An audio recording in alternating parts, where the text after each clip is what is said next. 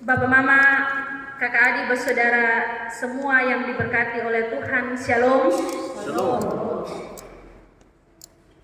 Apa yang Bapak Mama ketahui tentang batu sandungan?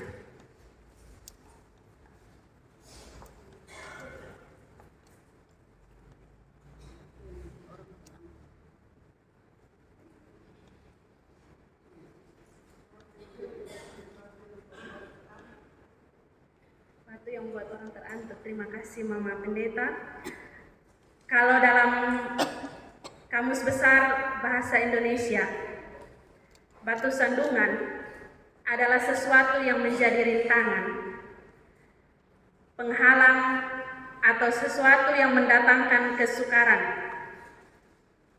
Dan kalau dalam Alkitab, kata batu sandungan menunjuk pada sesuatu yang menyebabkan orang lain, bahkan diri sendiri tersandung, jatuh, atau menjauh dari Tuhan. Lalu, apakah hidup kita saat ini sedang menjadi batu sandungan bagi orang lain atau tidak? Mari kita menjawabnya dalam diri kita masing-masing. Bapak, Mama, dan saudara-saudari yang terkasih, kadang kita berpikir bahwa kita tidak pernah menjadi batu sandungan bagi orang lain. Sebab kita tidak pernah menyesatkan orang lain atau memberikan ajaran yang tidak sesuai dengan kehendak Tuhan dan sebagainya. Namun sebenarnya tanpa kita sadari, batu sandungan bukan batu yang besar saja, tetapi batu-batu yang kecil bisa menjadi batu sandungan bagi orang lain. Dalam kehidupan kita sehari-hari, kita sering menjadi batu sandungan bagi orang lain lewat perkataan kita, lewat tindakan kita, lewat sikap, bahkan keputusan yang kita ambil. Contohnya, dalam kehidupan sehari-hari, kita rajin datang gereja. Hari Minggu kita rajin datang gereja, kita rajin ibadat. Tapi pulang, baru masuk pintu rumah, kita langsung marah-marah, langsung bamaki. Pulang, kadang belum sampai rumah, ketemu orang lain di jalan, ketemu mulai cerita, orang lain punama, mulai kasih jatuh orang lain punama. Bahkan kita lebih suka meremehkan orang lain. Dia terpilih jadi pemimpin, kita langsung bilang, dia son bisa jadi pemimpin. Kebiasa dia hanya duduk di belakang, sekarang dia mau di depan jadi pemimpin. Atau orang mau berubah jadi baik, kadang ketemu bilang, dia pun hidup akan bisa jadi baik, dan sebagainya. Dalam kehidupan rumah tangga pun, tiap hari Bapak pun kerja hanya pukul mama. Bapak pun kerja hanya duduk lingkar dengan gelas dan botol yang isi air putih. Giliran anak-anak ikut duduk lingkar, nanti Bapak mulai marah. Bapak mulai bilang, kau ini anak ikut siapa nak? Makanya kau dari begini. Padahal tanpa disadari, Bapak jadi batu sandungan bagi anak-anak. Sebagai mama juga, tiap hari kerja hanya bakalai, tak salah sedikit langsung kena marah. Tiap hari anak-anak punama diganti dengan panggilan binatang. Tiap hari kerja hanya duduk bercerita orang punama. Habis kalau anak-anak ikut, kalau suami keluar dan mulai bercerita di luar, mulai berkasih salah satu dengan yang lain. Demikian juga dengan anak-anak. Tiap hari dia bekerja hanya duduk main HP. Sonde ada kerja apa-apa dalam rumah, orang tua suruh selalu membantah dan selalu melawan orang tua. Habis itu kalau bapak dan mama mulai marah-marah, anak-anak mulai bilang kalau orang tua susah sayang lagi. Kalau orang tua tukang marah-marah. Padahal anak-anak jadi batu sandungan bagi orang tua dalam rumah. Di tempat kerja kadang kita merasa lebih berkuasa dari orang lain. Akhirnya buat kita mulai mengintimidasi atau menjatuhkan sesama kita. Kita mau untuk menang sendiri. Kita arogan, kita sombong dan angkuh. Demikian halnya juga di sekolah. Kadang kita menjadi orang yang tukang menyontek atau pemalas sekolah.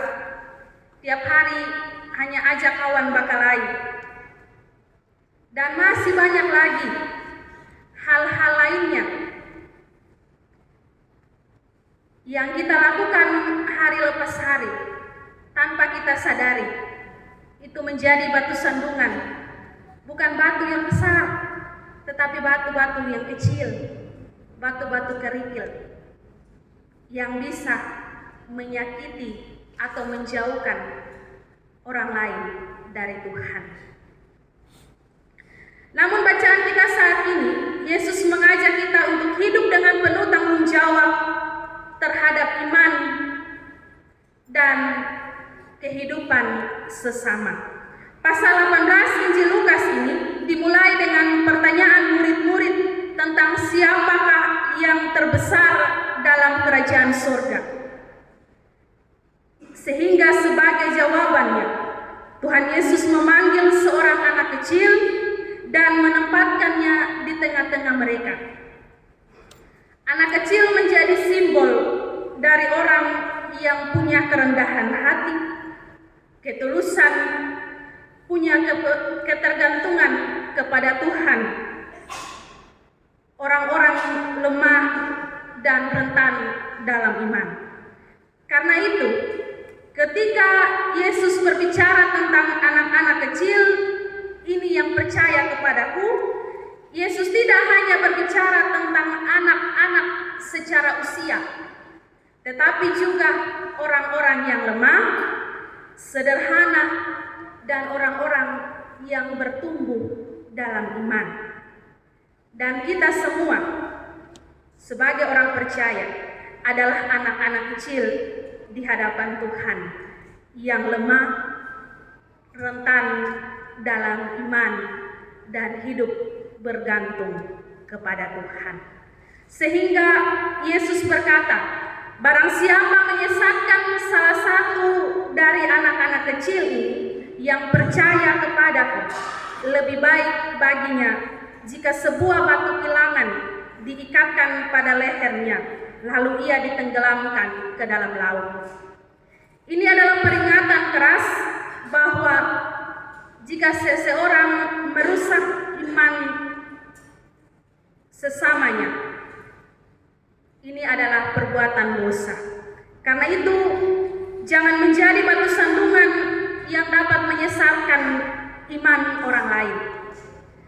Sebab di zaman sekarang tidak sedikit orang yang kecewa terhadap gereja, bukan karena Kristus, tetapi karena perilaku orang percaya yang tidak mencerminkan Kristus.